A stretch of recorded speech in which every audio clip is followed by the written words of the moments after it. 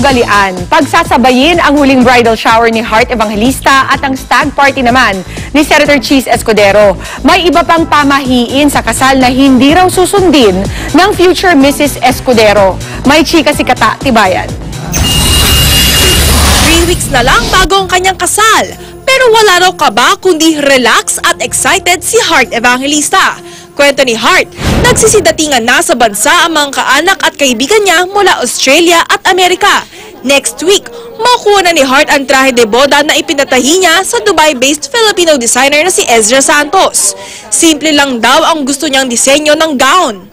Hindi raw naniniwala si Heart sa pamahihing malas isukat ang gown bago ang kasal. At the end of the day, you just pray a lot and God will bless you. So hindi ko na sinusunod. Ready na rin daw ang Monique Luwilier gown na susuotin naman ni Heart sa reception wedding sa Maynila. Hindi pa raw niya ito binubuksan. Ayaw din muna niya pakinggan ang bridal march song. Hindi parang taping. Ayoko kasi yung feeling na parang rehearse na or ano. We just want it very natural. May huling hirit na bridal shower ang mga kaibigan ni Heart next week. Isasama na rin dito ang bachelor's party para kay Senator Cheese Escudero.